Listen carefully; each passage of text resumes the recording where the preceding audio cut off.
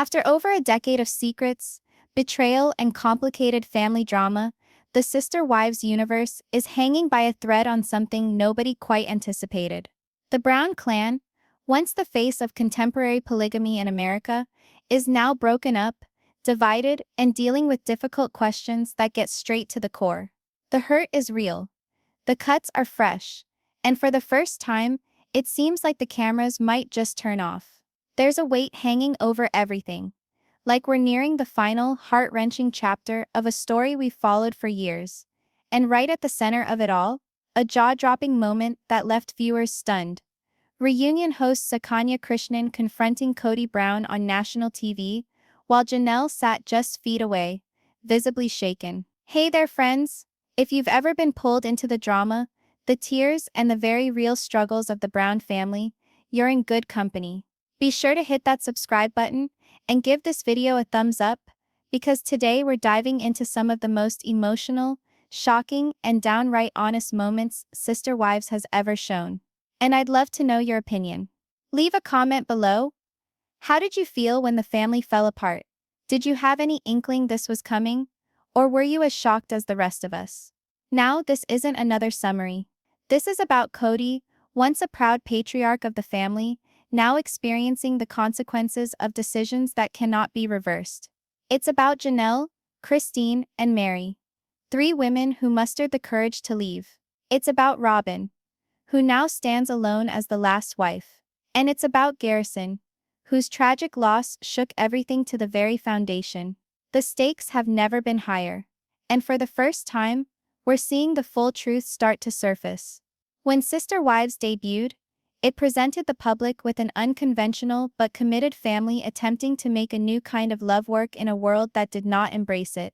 Kody Brown and his four wives, Meri, Janelle, Christine, and then Robyn, welcomed us into a life founded on faith, family, and the belief that love expands when it is shared. In those first few seasons, we witnessed birthday parties full of children, large family gatherings in small living rooms, and a sort of harmony that, at least superficially, seemed impenetrable. Yes, there were issues, but the Browns always rallied together, showing a united front, particularly when strangers complained about their lifestyle. But eventually, the cracks began to appear. There was the relocation to Las Vegas, then Flagstaff. The never-ending uprooting, the financial pressure, and the perpetual search for a place they could call home at last, it all took its toll. The sure footing they had once known started to give way. Christine, ever the empathetic, caring one in the group, was the first to speak out enough. Her decision to leave Kody wasn't something she made alone, it rocked the entire family. Seeing her pack her belongings and drive off was heart-wrenching. And not just for her. It felt like everyone was losing their part of a dream that once seemed so real. Janelle, the practical, dependable one, did the best she could to keep things together. She was the glue among the wives, always concerned about the kids and keeping the peace. But even she had a breaking point. The tension between her and Kody, particularly how he was treating their children, finally became unsustainable. When she left, it was like the last pillar gave way. The family we knew was no longer. And Meri's story, well, that's a tale unto itself. The first wife, Meri, the originator of the whole thing, held on to hope for years. Even through the notorious catfishing debacle and an extended period of emotional estrangement from Kody, she still held on to hope that things would improve. But hope is only a luxury that lasts so long. When Meri and Kody finally divulged their divorce, it seemed like the last tenuous thread had finally broken. And Robyn, the sole remaining wife, the newcomer, who was once viewed as the odd one out, is now the only one legally wedded to Kody. Even she, however, appears to be alone now, shouldering the burden of a family that has quietly disintegrated. You can see it in her eyes, the loss, the stress, the isolation. The personal cost to each member of this family hasn't been difficult to overlook. Kody, once a steadfast believer in his plural marriage vision, now appears to be a lost man. Janelle, ever the children's Valentine, finds herself trying to clean up after a breakup that no parent should ever endure. The connection that once characterized Sister Wives, that large, lively, interconnected family, has lost its sheen. Left behind are distance, sorrow, and the harsh reality that sometimes, no matter how much you give, it just isn't enough. Now the reunion special, it was far from the glossy, feel-good moments we're used to. The moment cameras began rolling, you could sense it, the atmosphere in the room was heavy. The set might have been lit brightly, but the mood certainly wasn't. Everyone wore the air of exhaustion, their faces etched with months of tension, stress, and grief. No lines to rehearse. No smile glued to their faces, just a family who had gone through hell, trying to make sense of what remained. Host Sukanya Krishnan was not one to mince words. Her queries were soft but straightforward, just what viewers had been hoping to hear. When she addressed Kody, the tension in the room seemed to catch its breath. She asked him point-blank whether he took any blame for the failure of his marriages. Kody shifted uncomfortably in his chair, his gaze wandering between the floor and the camera. "I believed I was doing what was best for everyone," he said. "I never wanted this to occur." But the words didn't hit home. Not even with him. A few feet away, Janelle sat silently, her expression half despair, half incredulity. It was as though she relived every argument, every numbing effort to prevent their family from disintegrating. And then the toughest of them all, when Sukanya brought up Kody's relationship with his children, particularly after Garrison's accidental death. The room was quiet. Kody's voice broke. "I wish I could turn back time. I wish I'd handled things differently with my boys," he said. Janelle did not say a word, but her tears conveyed everything. The agony was written on her face. But this reconciliation wasn't solely about blame. All of the women were given an opportunity to tell their truth. Christine, who had asserted her independence, just said, "I got to choose myself once for a change." Her statement was serene but strong. Meri, typically the reserved one, finally abandoned her enduring expectation. "I kept hoping things would get different, but they never did," she whispered. It was painful in its genuineness. Even Robyn, so misunderstood and criticized, appeared absolutely drained. "I never wanted to be the last one standing," she admitted. "This isn't what I envisioned." The show even touched on some of the gossip that had been circulating on the internet. Janelle spoke out against rumors that she was asexual, poo-pooing the rumors. The women revealed their own personal struggles, their regrets, and how they've matured through it all. For the first time, the walls were down. No filters, no facades. The Browns weren't reality TV stars in that moment. They were real human beings, hurting and attempting to heal. And that honest candor? It was hard to watch, but it's precisely what fans needed. The truth finally came out, and it shook everything up. Then came Garrison's account, a chapter of this journey that still impacts like a gut punch. Garrison was the type of son who was always looking for where he belonged. As the years went by and the cameras documented the family, we witnessed him go from a shy kid to a reflective young adult who simply wanted to feel noticed by his father. But years went by, and the gap between him and Kody only grew. The pandemic was not kind. With hard-line rules, differing opinions, and strained relations, the wedge between Kody and his older sons grew wider. Garrison especially felt excluded. He reached out, attempted to bond, but the connection was just not there. In the shows preceding Garrison's death, things came painfully to light. Janelle told things straight up about her concerns. Garrison had his good days, but the tough days were harder to bounce back from. She and his siblings did what they could. They texted, called, invited him over, just attempting to stay close to him. Maddie and Caleb, his sister and brother-in-law, almost talked him into coming to live with them in North Carolina. A change of scene might do him some good, they thought. But time was up. When Garrison stopped responding, it was Gabriel, his brother, who decided to go check on him. And when he phoned Janelle and announced, "Mom, he's gone," it was a moment that shook the whole family, and the audience to its very foundations. That heartbreaking scene was shown in the episode, and you could feel it through the screen. Janelle's grief, her strength, her quiet resolve, it was all there. She didn't place blame, even though viewers on social media had harsh words for Kody. Instead, she chose to focus on the love they had given Garrison in his final days. "We all did our best. We loved him so much." That's what Janelle tearfully said. And at that moment, You could sense it, every ounce of that love and heartache. The family, for all the struggles they'd endured, pulled together in their grief, helping each other the best way they could. Even Meri and Christine, who'd already distanced themselves from the family, checked in to offer comfort to Janelle and her children. Garrison's death didn't shake the Brown family alone. It resonated many miles beyond their household. His fans turned to social media, overwhelming timelines with posts of condolence, posting their own tales of loss, of battles with depression, of the loved ones they had lost too early. Garrison was more than a name on a screen. He was a human being who viewers had grown up watching, and now they grieved along with the family. It became a moment of sober reflection for so many, a reminder that behind the cameras, past the drama and the headlines, were people dealing with people's pain. All that changed afterward. The mood of Sister Wives, previously replete with family feuding and tension, turned much darker after that. The shouting matches, the infidelities, they were suddenly dwarfed by the unthinkable grief of losing a child. The loss of Garrison brought fans and family together in grief. It was greater than just a heartbreaking book. It was a turning point. Afterward, the show was never quite the same. With Garrison out of the way, and the foundation of the family shaken to its core, Sister Wives was in uncharted waters. No one could have seen it coming, not when the show originally began. The original concept, a man, several wives, and a huge family all coordinating to make polygamy a reality, had all but disappeared. Christine had gone. Janelle had walked out. Meri had at last said goodbye. And Robyn, once the newest on the block, was now the sole wife remaining.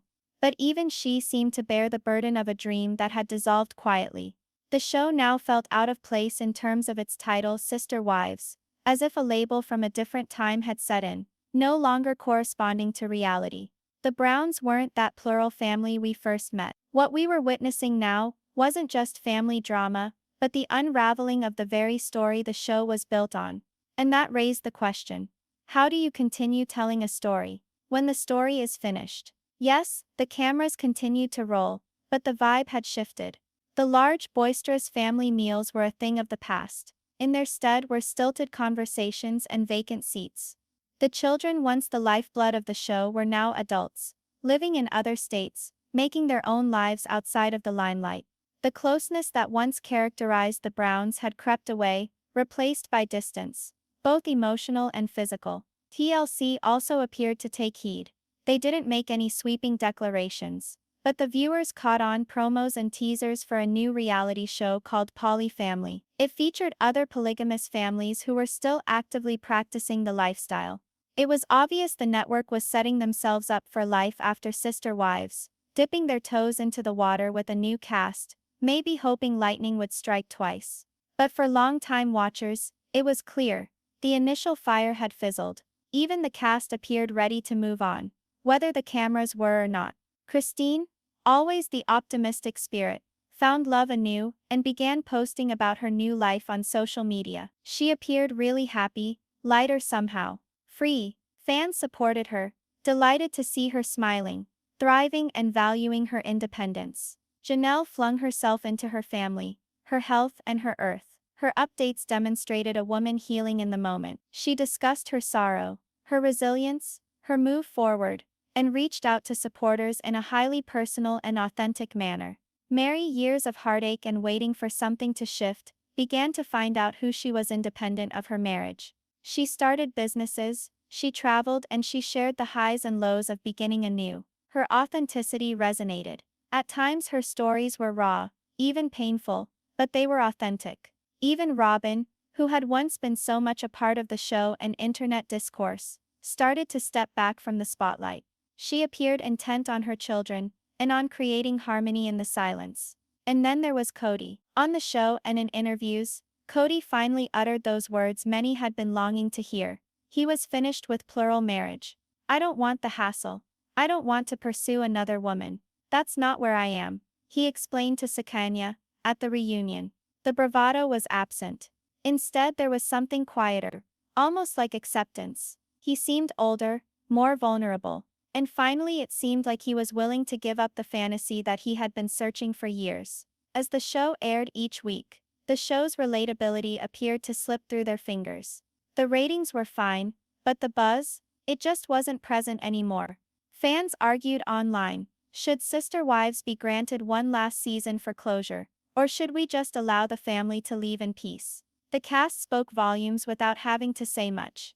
Their lives were progressing with or without cameras. From the start, Sister Wives was more than plural marriage. It was about family, about religion, and about the messy pursuit of happiness in a world that doesn't always get your decisions. But as the Browns evolved, so did the narrative. They weren't a plural family anymore.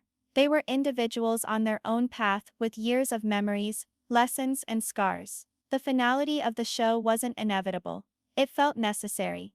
And right, as the credits for the season rolled, it was apparent this chapter was closing for all of them. I'll be frank with you.